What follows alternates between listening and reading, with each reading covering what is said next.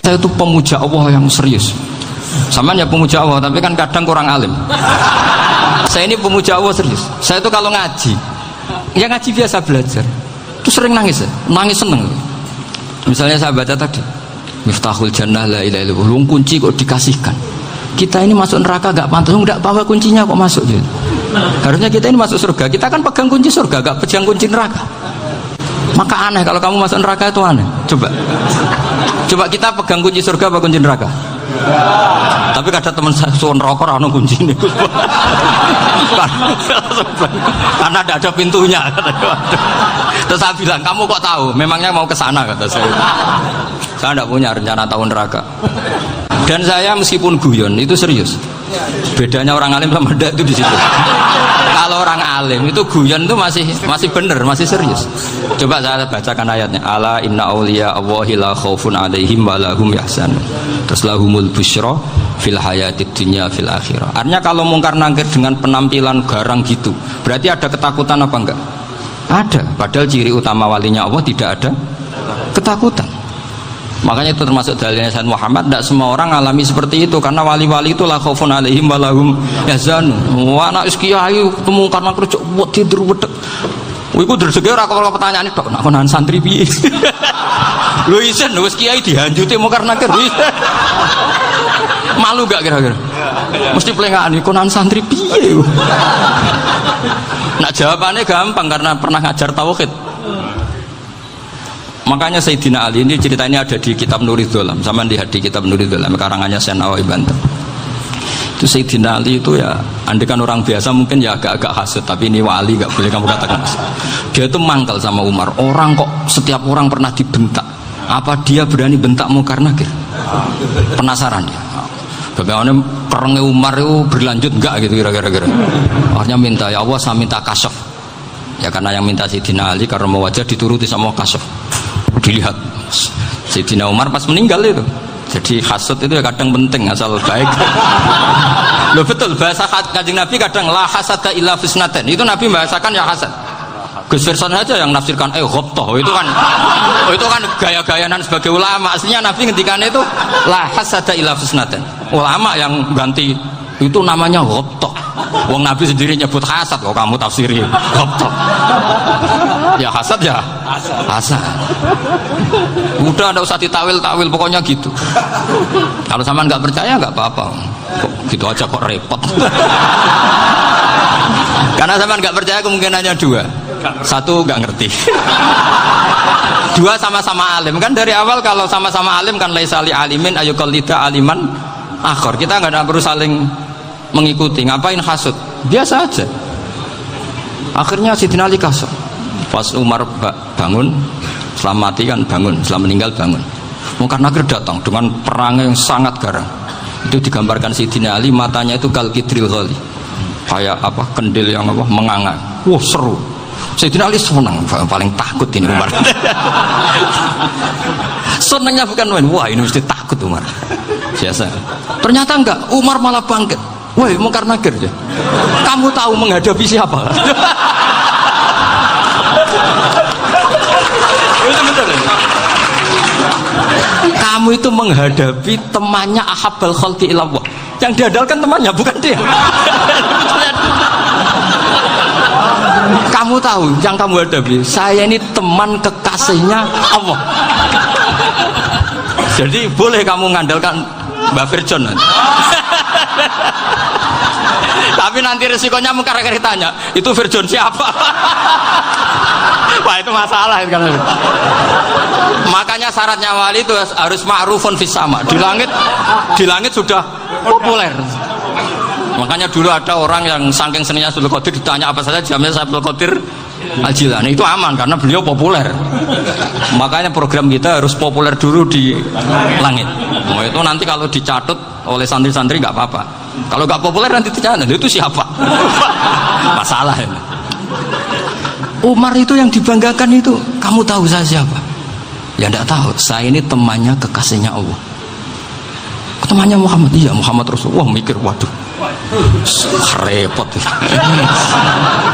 Loh di dunia aja gitu kan, temannya presiden, temannya panglima, apalagi ini temannya Sayyidul Awalin wal Akhirin. Di dunia aja bilang temannya presiden, menteri, orang sudah takut, apalagi ini temannya Sayyidul Awalin. Hanya karena terus konfirmasi sama Allah, gimana ya Allah ini ngadepi. Sebetulnya diadalkan itu temannya, bukan dia. Wah, akhirnya sama Allah dibilang, ya bu, ya sama seorang seperti itu bu yang sopan. Terus semenjak itu Mungkar Nakir itu nggak selalu berpenampilan seperti itu, sangat. Jadi semoga itu konsisten sampai nanti. Jadi kamu kalau ingin nggak takut Mungkar Nakir, jadi wali dulu. Karena syaratnya tadi hanya wali sing la khaufun alaihim wa lahum yahzanun lahumul busyra fil hayatid dunya fil akhirah. Jadi orang itu kalau ngaji itu harus khatam. Jangan semuanya kena pertanyaan. Dan kalau semuanya kena pertanyaan nanti repot. Kalau Nabi Muhammad ditanya waman Nabi juga, Nabimu siapa? Lu kan terus jadi aneh. Jadi makanya ketika Sayyid Muhammad semua ulama lah, nggak ada am kecuali ditaksis, kecuali sifatnya Allah. Misalnya bikulli syai'in alim, ya benar-benar bikulli syai'in. Tapi kalau am semuanya pasti ada taksis, meskipun dalam muhawarah muhadasah biasa. Misalnya contoh gampang, istri kamu baru seneng kamu, mas nak pengen apa-apa aku lapor aku, gak apa-apa mas, mesti aku seneng gak sama lapor. Iku dia aku pengen wayo. Wah langsung jadi apa wae. Mesti apa wae maksudnya kecuali itu gitu. Padahal kalau ngomong mas sampean ingin apa saja tak dukung. Terus sampean bilang pengen gue iku wayo. Kira-kira disetujui apa enggak? Sama seperti kita kalau punya teman akrab, wah senang omahku gak apa-apa, anggap ya omahmu dewe, terus mlebu-mlebu kamar. Jadi tidak ada am kecuali ditaksis. Artinya kalau ada cerita bahwa orang mati pasti ngalami ditanya Mungkar Nakir, itu pasti ada am yang ditaksis. Itu pasti gak dialami para anbiya, para auliya. Karena ciri utama wali itu la khaufun alaihim walahum yahzanun. Kemudian saya yang mau cerita ya, supaya sampean bisa menghadapi dunia global ini, tak bawa tafsir Munir termasuk tadi. Ini saya baca ini karangannya Syekh Nawawi, karena tadi kata Mbah Firjon ngaji itu harus sama orang yang bersanad. Saya ini kalah sama beliau itu berkali-kali. Secara nasab saya harus manggil Mbah, secara silsilah ilmu saya juga kalah lagi. Saya sering disewani sama cucu-cucu Syekhona Khalil. Kiai Siddiq itu termasuk murid dekat beliau Syekhona Khalil. Kalau itu berarti kan Gus Firjon, Ahmad, terus Mbah Siddiq. Mbah Siddiq ngaji Syekhona Khalil. Syekhona Khalil itu pernah ngaji langsung sama Sayyid Zaini Tahlan. Berarti beliau dari Sayyid Zaini Tahlan itu baru generasi kelima. Sementara saya itu sudah ke-7 atau ke-6. Saya, Mbah Mun, Mbah Karim misalnya, Mbah Hashim, Mbah Mahfud Termas, Sayyid Abi Bakar Sato yang arangnya Anatul Tolibin, baru Sayyid Zaini Tahlan. Berarti saya ke-7, kalah lagi. Tapi untuk jadi wali biasanya cepat saya. Karena syaratnya jadi mbah itu ngalah demi putu. Jadi kalau beliau ngotot, saya dulu Gusti, saya mbahnya, wah itu mbah yang nggak baik. Pasti jatahnya dikasihkan apa? Cucunya dulu. Makanya Abdul Muthalib itu orang yang dapat wangsit, tapi yang jadi nabi itu cucunya. Jadi dalil saya banyak. Sebenarnya Abdul Muthalib itu sudah sering dapat wangsit, karena saya bahasakan wahyu, Nabi yang protes, enggak nabi kok dapat wahyu. Tapi sebetulnya Abdul Muthalib itu masyhur, kalimat-kalimatnya menunjukkan bahwa beliau itu sudah dapat wahyu kalau nanti cucunya itu jadi nabi. Makanya senangnya bukan main Abdul Muthalib sama Rasulullah. Putu seneng mbah, seneng putu. Jadi mungkin berarti sampean enggak usah protes loh. Yang jadi wali kok cucunya. Dulu betul. Dulu Mbah Hamid Pasuruan itu kalau Mbah Ahmad Siddiq ke sana, Mbah Hamid Pasuruan kalau manggil Mbah Ahmad Siddiq itu paman. Tapi pamannya minta ijazah ke ponaan. Apa ya gara-gara itu memang. Kalau itu masih berlaku apa? Ngalah tadi. Kayaknya masih apa? Hawane masih. Hawane masih. Karena melihat tren-tren langit masih gitu kayaknya masih. Masih itu. Ya, tapi mbahnya tetap dapat jatah, tenang saja nanti. Tapi memang sebaiknya mbah itu legowo. Rasulullah Muhammad SAW itu terkenal min dzurriyyati Ibrahim, Tapi kata Rasulullah, ana dakwatu Ibrahim wa bisyaratu Isa. Aku nganti ngene iki barokah dongane Nabi siapa? Ibrahim. Jadi dongane Nabi Ibrahim ya tiba teng putu. Jadi banyak bukti bahwa jatuhnya ke putu gitu. Tadi saya di kamar sama beliau berduaan. Nih Mbah sing dadi wali di sini, aku webah. Cocokan tadi. Nah, kenapa saya akhir-akhir ini gulirkan daftar wali? Kenapa? Saya ini resah ya, orang sudah ingin dicintai pejabat, dicintai tetangga, dicintai teman. Tapi kadang-kadang orang lupa lagi dicintai apa. Makanya saya meskipun guyon, tapi ini amdan, bukan sahwan. Supaya orang punya cita-cita lagi jadi wali, ingin dicintai Allah. Kita ini terlalu lama ingin dicintai makhluk, Mbok ya naik kelas sedikit lah. Ingin dicintai Allah Subhanahu. Meskipun saya guyon, tapi tadi guyon saya tuh lebih serius ketimbang serius Anda. Karena tak pikir tuh. Saya tuh kalau pergi itu seneng ngebis, bukan karena saya tidak punya mobil, tapi saya sering mau butuh itu supaya nggak diganggu. Karena saya tuh harus punya waktu sendiri. Kalau ngebis kan ketemu orang nggak kenal, tapi sekarang ya agak susah, banyak yang kenal. Dan susahnya lagi nggak minta ijazah, minta foto. Repot tuh. Mau dibenci itu umatnya Rasulullah Shallallahu Alaihi Wasallam, mau disetujui itu sanatnya mana? Kalau ketemu orang alim minta apa? Foto. Itu nggak ada sanatnya. Nggak tahu saya itu mazhab dari mana itu. Ya mazhab milenial yang jelas itu kan. Ini tak baca ya biar dapat, karena ini kenangan saya sama Mbak Ahmad Siddiq. Saya masih ingat betul beliau ngisi hallnya Mbak Abdullah bin Umar, berarti abahnya Mbak Hamid.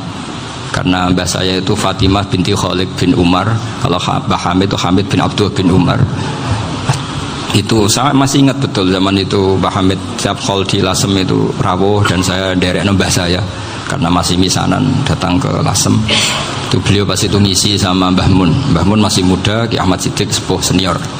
Itu beliau cerita bahwa dulu ketika Indonesia dijajah Jepang itu para kiai mimpi dibacakan ayat ghulibatir rum fi adnal ardi wa hum min ba'di ghalabihim salim. Terus ada kiai yang tanya, takwilannya gimana? Ya nanti Jepang pulang bukan karena kita yang mengalahkan, tapi Jepang ada yang mengalahkan sendiri meskipun tidak kita.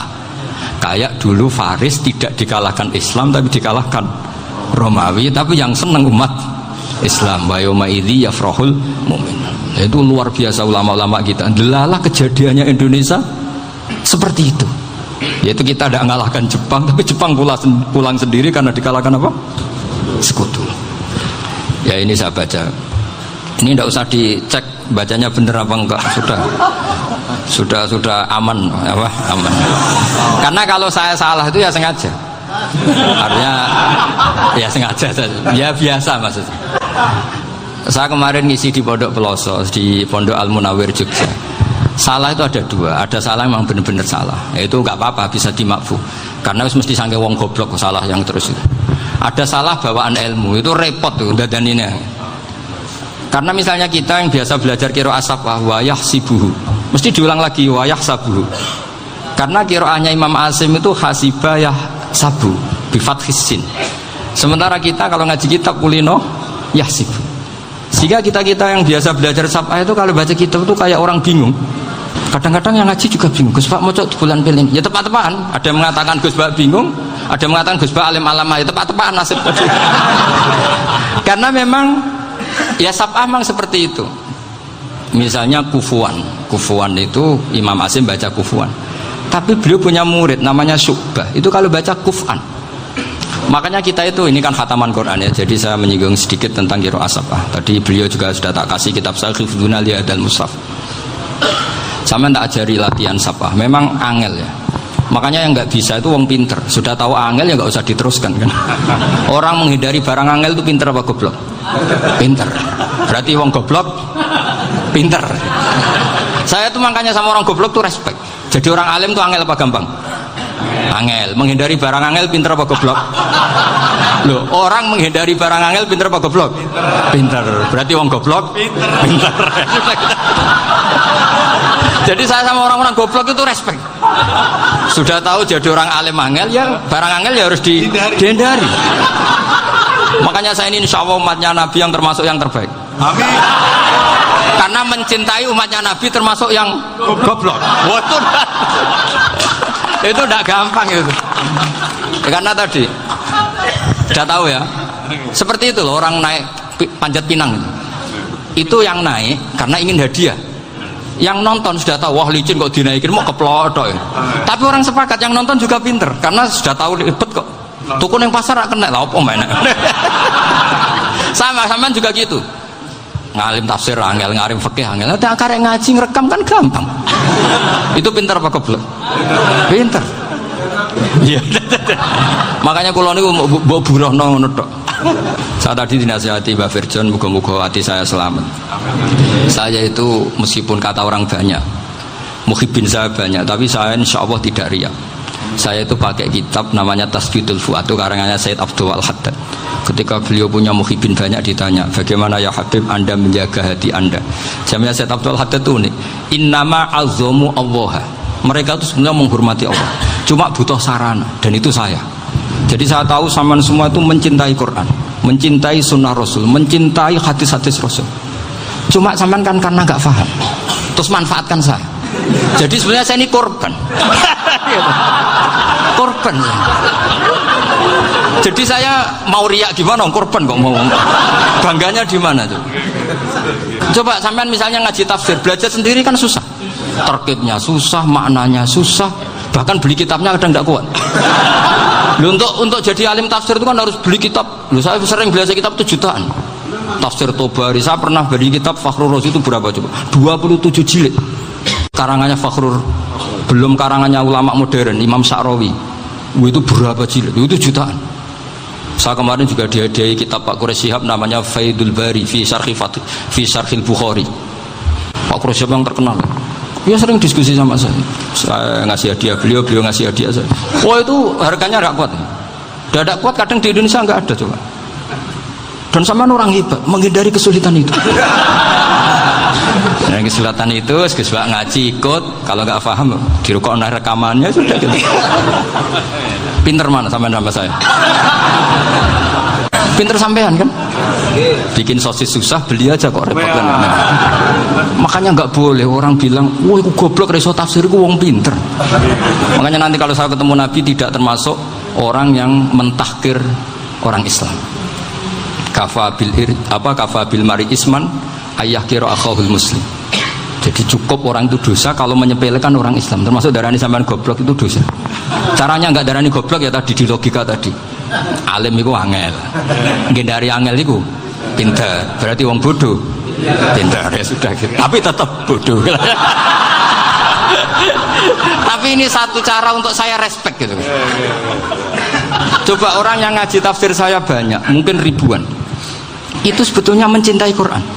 Karena Quran adalah kitab suci yang panduannya umat Islam. Sangat mencintai Quran. Terus kemudian mereka nggak paham.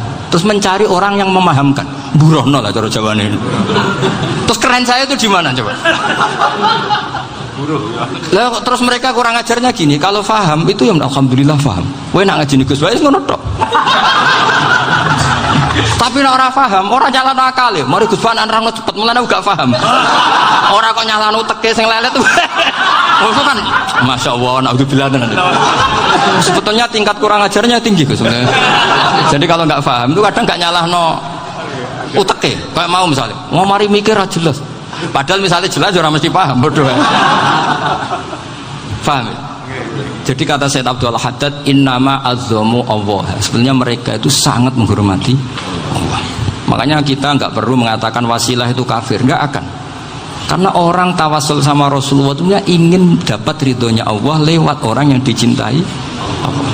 Kita mencintai wali sebenarnya, wah itu kekasih Allah. Kita mencintai itu karena mencintai Allah. Sama seperti gini, kamu mencintai kangkung apa enggak? Sebenarnya sama sekali enggak. Tapi kamu ingin sehat, ada asupan gizi. Kamu ingin tubuh kamu sehat, butuh asupan gizi. Kemudian kamu makan kangkung. Apa terus kamu cinta kangkung? Kan enggak. Cinta kesehatan kamu sama. Orang yang mencintai saya ingin kepuasan rohani. Saya kan termasuk kiai yang torekonya gampang. Ini swarga kan akhirnya penggemarnya banyak. Coba kalau kamu ini neraka. Wah, jadi sebetulnya Anda mencintai kepuasan Anda sendiri. Nah, saya ini korban. Makanya untuk masuk surga cepat saya, korban itu cepat. Da'watul mazlum la turaddu kan gitu. Laisa bainahu wa bainallah hijab. Jadi saya kalau dongo langsung seret langit. Karena mazlum. Saya sinau tafsir, coba sampean bayangkan ada tafsir itu sudah 27 jilid. Sengarang Fakhrul Razi itu bulatnya bukan main, karena dia ahli filsafat. Bulatnya masya Allah. Sudah gitu sinau Jalalain kadang dikomen oleh Sawi. Sudah kita percaya Jalalain jebule dibuli Sawi. Percaya Sawi dikandani, "Oh iku Maliki rasa ribet." Sudah gitu sinau Qurtubi, sinau tafsir Tobari itu susahnya. Belinya susah, belajarnya susah. Padahal saya punya keluarga, punya istri, punya anak. Bayangkan kalau istri saya rewel kayak istri sampai. Wah itu, tapi alhamdulillah enggak. Sama sekali enggak. Allah sudah milihkan, wah ini bahaya kalau punya istri rewel. Imam Sibawai itu kitabnya banyak, tapi yang terbukukan hanya kitab Sibawai. Karena beliau kalau sudah belajar lupa istri. Hanya pas beliau di pasar, kitabnya dibakar semua sama istrinya, karena dianggap saingannya. Ternyata yang dicerai tidak kitabnya, malah istrinya. Itu Imam siapa? Sibawai. Tapi alhamdulillah kitab saya nggak terbakar, aman. Saya teruskan ya. Jadi untuk menjaga riya dilatih innama azzamu Allah. Sebenarnya mereka itu menghormati, sehingga wasail-wasail itu sebenarnya nggak pernah jadi subjek pelaku utama, tetap Allah. Sebab itu kata Sayyid Muhammad, kamu kok mengatakan wasilah itu kafir itu gimana? Ketika innallaha qad ba'atsa lakum taluta malika. Talut itu ya manusia. PD-nya itu apa? Inna ayata mulkihi ayyatiyakumut tabut fihi sakinatum mir rabbikum wa baqiyatum mimma taraka alu Musa wa alu Haruna tahmiluhul malaika. Jadi beliau PD itu kalau bawa sunduk semacam peti sakti, sing di situ ada baqiyatum mimma taraka alu Musa wa alu Haruna tahmiluhul malaika. Ya kayak semacam jimat. Tapi saya bukan mensyariatkan jimat enggak, karena nanti banyak penjual yang pembohong juga gitu loh. Cuma cerita, kamu tidak usah mengatakan kafir. Dulu Talut PD-nya kalau bawa sunduk semacam peti kesaktian yang di situ ada baqiyatum mimma taraka alu Musa wa alu Haruna tahmiluhul malaika. Sehingga Khalid bin Walid meskipun beliau sahabat dan menyaksikan wajah Rasulullah SAW, itu bawa sya'aratun min sya'aratihi Rasulullah SAW, bawa rambutnya Nabi. Perang kemana-mana itu diletakkan di pecinya. Nanti sampai tanya lagi, masa pakai peci Khalid bin Walid ini? Wah panjang, sampai itu repot. Sampai tak warai ngaji usul fikih. Usul fikih itu kalau ngaji itu ada istilah tangkihul manat. Ini mesti ini wilayah yang kita bisa berdebat sama Mbah Firjon. Dulu itu musuh saya karena saya makili Anwar, beliau makili Peloso. Tapi tahu-tahu kalah tua terus saya mengundurkan diri. Di fikih itu ada istilah, ada tangkihul manat, ada tahqiqul manat, ada tangkihul manat. Tangkih itu kira-kira gini, lafadz hadis itu dibuang sekian untuk tahu bahwa itu madarul hukmi. Misalnya gini, tak beri contoh paling gampang. Sama harus paham, kalau nggak paham nggak pinter-pinter. Ja'a a'rabiyun ila Rasulillah sallallahu alaihi wasallam. Ya karena ini menghormati Mbah Ahmad Siddiq, beliau orang alim, jadi ngaji ini tetap ada suasana alim. Ya harus ada suasana alim. Nggak perlu jadi orang alim tadi susah. Sudah ngindari susah itu pintar. Sudah itu aja.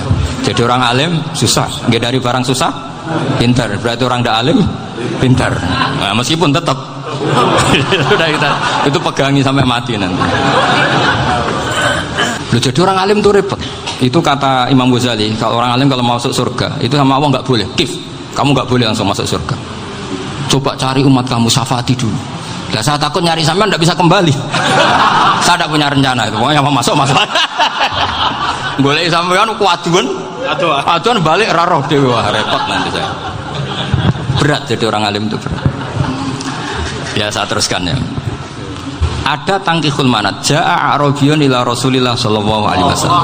Faqala ahlaktu wa ma ahlakaka qal waqa'tu imraati fi nahari Ramadan.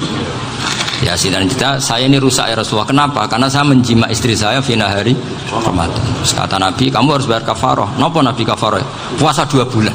Wong baru 1 hari aja terjadi gitu kok disuruh puasa 2 bulan. Ya tidak kuat ya Rasulullah. Baru berapa hari saya puasa aja kecelakaan seperti itu. Apalagi kalau sampai 2 bulan. Tidak ya Rasulullah.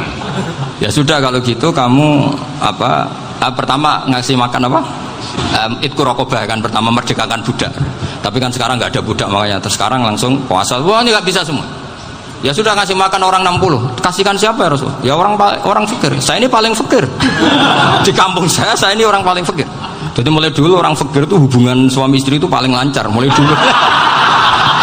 Makanya orang fakir itu anaknya banyak karena hiburannya hanya itu. Wong Ramadan aja. Coba mau ke ATM nggak punya uang, mau antri di bank nggak punya, mau apa coba? Itu mulai dulu. Ini sanatnya mutasil.